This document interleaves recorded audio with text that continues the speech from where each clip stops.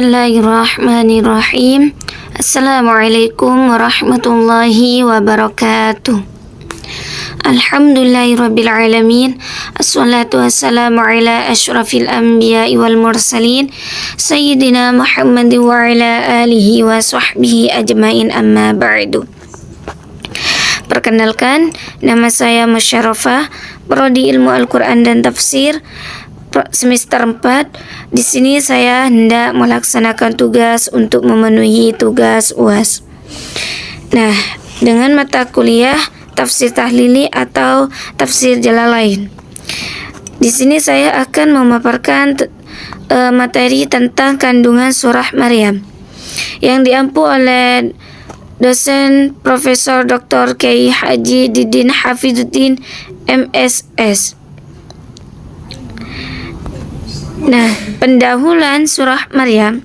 Surah Maryam atau surah yang ke-19 dalam Al-Quran adalah surah yang memiliki kandungan yang sangat kaya dan mendalam, terutama karena berpusat pada kisah-kisah kenabian dan penegasan tauhid atau keesaan Allah.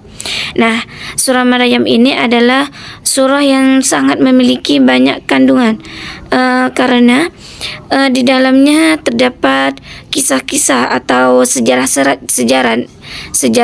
kenabian dan juga penegasan tauhid. Dan di sini juga ada kisah Maryam sendiri yang mana dirujukkan ke nama surah, yaitu Maryam. Nah, selanjutnya kandungan surah Maryam. Di sini kandungan surah Maryam ada 5. Yang pertama yaitu kisah Nabi Zakaria dan Nabi Yahya. Surah ini dibuka dengan doa Nabi Zakaria yang memohon keturunan di usia yang sudah tua dan istrinya yang mendul. Allah mengabulkan doanya dengan menganugerahkannya seorang putra bernama Yahya yang kemudian menjadi seorang nabi yang soleh dan mulia sejak kecil. Kisah ini menekankan kekuasaan Allah yang tiada batas dan rahmatnya kepada hamba-hambanya yang beriman. Nah, surah Maryam ini dibuka dengan doa Nabi Zakaria yang pada waktu itu Nabi Zakaria tidak memiliki putra atau tidak memiliki keturunan dan istrinya yang mandul. Padahal waktu itu Nabi Zakaria dan istrinya sudah menjelang tua. Akan tetapi Nabi Zakaria tidak putus asa berdoa kepada Allah meminta keturunan dan pada waktu itu juga Allah mengabulkan doa Nabi Zakaria, diberikan keturunan yaitu seorang putra yang bernama Yahya. Nah, Yahya ini dari kecil sudah dijadikan seorang nabi yang mulia dan yang sangat soleh. Inilah kekuasaan Allah yang maha tiada batas rahmatnya. Yang kedua yaitu kisah Maryam dan kelahiran Nabi Isa. Nah, ini adalah inti utama surah ini mengapa dinamakan Maryam. Nah, surah ini menceritakan kisah Maryam, seorang wanita suci yang menjaga kesuciannya namun dikaruniakan seorang putra yaitu Isa. Tanpa seorang ayah, kelahiran Nabi Isa yang ajaib ini adalah bukti kemahakuasaan Allah dan tanda bagi manusia. Surah ini juga mengisahkan bagaimana Nabi Isa berbicara dari buian untuk membela ibunya dari tuduhan, menegaskan statusnya sebagai hamba Allah dan seorang nabi, bukan anak Tuhan. Bagian ini secara tegas menolak klaim bahwa Allah memiliki anak dan menegaskan keesaannya. Nah, kisah yang kedua ini adalah inti mengapa surah Maryam dinamakan surah Maryam, karena di dalamnya terdiri kisah seorang wanita yang bernama Maryam yang pada waktu itu Maryam ini mengandung tanpa seorang ayah, dan padahal Siti Maryam ini adalah seorang wanita yang sangat suci, inilah keajaiban Allah. Dan juga Maryam ini memiliki seorang putra yaitu Isa, yang mana tanpa dilahirkan dengan seorang ayah. Akan tetapi ajaibnya Nabi Isa ini membuktikan Allah, Maha Kuasa Allah, dengan pada waktu itu Siti Maryam dituduh berzina oleh masyarakatnya di sekitar Siti Maryam. Akan tetapi dengan kuasa Allah, Nabi Isa diberikan Allah memberikan Nabi Isa untuk berbicara, untuk membela tuduhan tersebut, untuk membela Siti Maryam. Ini Maha Kuasa Allah yang menegaskan keesaannya. Subhanallah. Yang kedua yaitu kisah Nabi Ibrahim dan para nabi lain. Nah, surah ini melanjutkan dengan kisah Nabi Ibrahim yang berdialog dengan ayahnya yang menyembah berhala. Ibrahim menyuruh ayahnya kepada tauhid dengan cara yang penuh hormat. Namun ayahnya menolak. Kisah ini menjadi pelajaran tentang keteguhan iman dan kesabaran dalam berdakwah, meskipun menghadapi penolakan dari keluarganya terdekat. Setelah itu disebutkan pula kisah beberapa nabi lain seperti Musa, Harun, Ismail, dan Idris, yang semuanya adalah hamba-hamba Allah yang jujur dan terpilih. Ini menunjukkan konsisten pesan tauhid yang dibawa oleh semua nabi dari zaman ke zaman. Nah, kisah yang ketiga ini tentang Nabi Ibrahim, yang mana pada waktu itu ayah Nabi Ibrahim menyembah berhala. Maka Nabi Ibrahim menyuruh ayahnya untuk menyembah Allah dan meninggalkan berhala-berhala tersebut. Akan tetapi Nabi Ibrahim ditolak oleh ayahnya.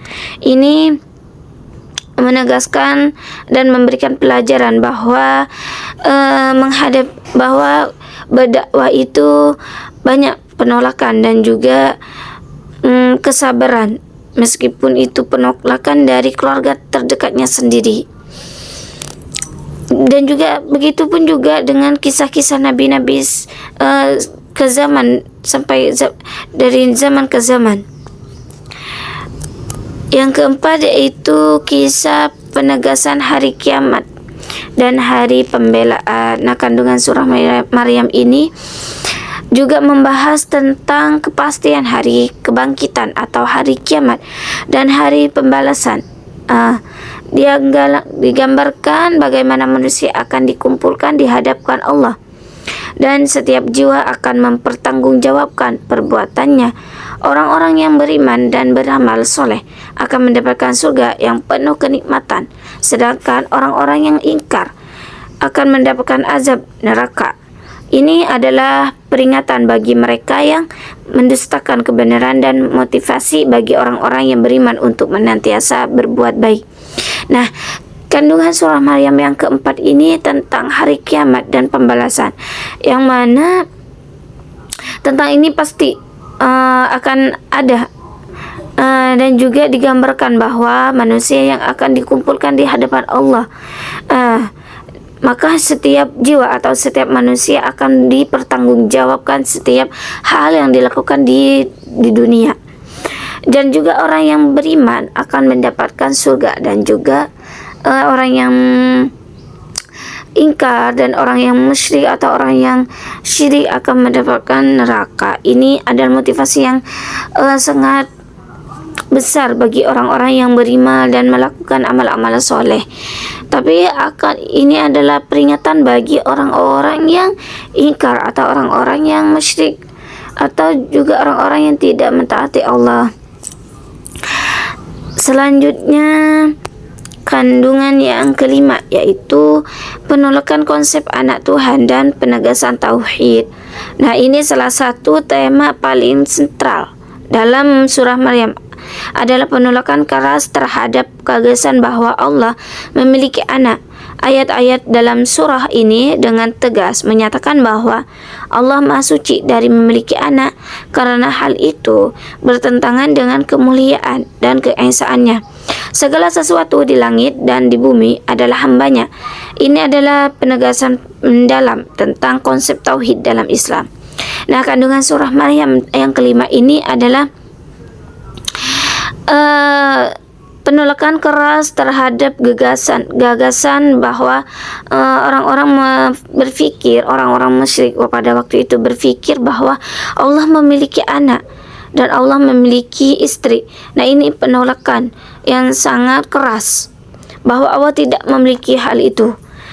Nah, ayat ini juga dalam surah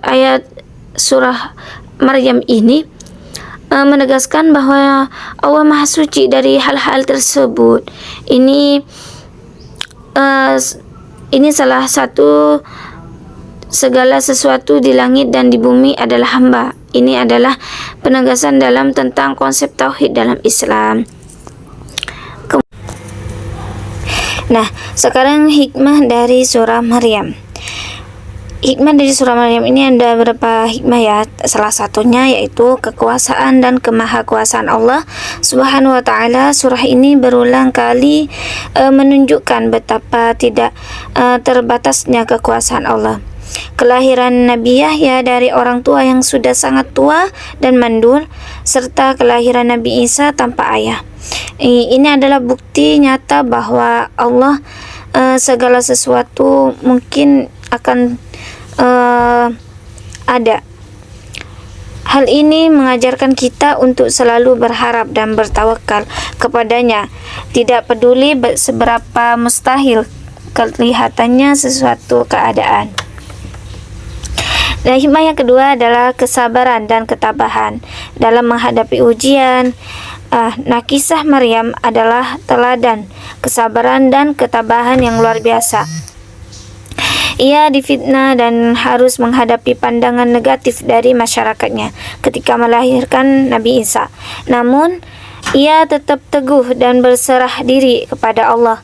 Ini mengajarkan kita untuk bersabar dan yakin bahwa setiap ujian pasti memiliki hikmah dan jalan keluarnya dari Allah yang sudah disiapkan. Sedangkan hikmah yang ketiga yaitu keutamaan dan doa dan keyakinan. Dan Nabi Zakaria berdoa dengan sungguh-sungguh untuk mendapatkan keturunan, ya, meskipun usianya sudah lanjut tua dan doanya dikabulkan. Ini menunjukkan pentingnya berdoa dengan penuh keyakinan dan tidak pernah berputus asa dari rahmat Allah. Hikmah yang keempat yaitu peran penting perempuan dalam Islam. Nah, surah ini mengabdikan nama Maryam, seorang perempuan solehah yang dimuliakan oleh Allah. Kisahnya mayoritas kemuliaan, kesucian dan peran penting perempuan dalam sejarah kenabian. Ini sekaligus penepis pandangan yang merendahkan kedudukan wanita. Nah, hikmah yang kelima yaitu penegasan tauhid dan kebenaran Nabi Isa alaihissalam. Surah Maryam menegaskan bahwa Nabi Isa alaihissalam adalah hamba Allah dan seorang nabi, bukan Tuhan atau anak Tuhan. Ini meluruskan kesalahpahaman tentang status Nabi Isa dan menguatkan konsep tauhid atau keesaan Allah dalam Islam. Kandungan keseluruhannya dari 1 sampai 5 ini kandungan keseluruhan dalam surah Maryam. Secara keseluruhan surah Maryam mengajak manusia untuk merenungkan besar Allah melalui kisah-kisah ajaib para nabi, memperkuat iman akan keesaan Allah dan mempersiapkan diri untuk kehidupan akhirat dengan beramal soleh. Surah ini juga menekankan rahmat Allah yang luas, meskipun juga memberikan peringatan bagi mereka yang berpaling dari kebenaran. Nah, kesimpulan dari kandungan surah Maryam secara singkat menegaskan kisah sayang dan kuasa Allah yang tak terbalas melalui kisah kelahiran Nabi Yahya dari Zakaria yang sudah tua dan tidak dan tidak memiliki keturunan, dan juga Nabi Isa dari Maryam tanpa ayah. Ini menunjukkan tidak ada yang mustahil bagi Allah. Jika Allah sudah berkehendak, pasti akan terjadi. Nah, sekaligus mengingatkan tentang janji surga bagi orang yang beriman dan azab bagi orang yang durhaka. Nah, janji surga ini bagi orang yang beriman dan mengerjakan amal soleh, dan bagi orang yang tidak beriman, yaitu orang-orang yang melanggar aturan Allah dan syirik kepada Allah dan tidak beriman kepada Allah, maka dia akan mendapatkan azab bagi mereka yang durhaka. Nah, sekarang sudah berakhir materi yang saya paparkan. Semoga bermanfaat. Jika ada kesalahan atau dari kata-kata yang kurang jelas perannya, mohon dimaafkan. Semoga bermanfaat bagi kita semuanya. Terima kasih. Wassalamualaikum warahmatullahi wabarakatuh.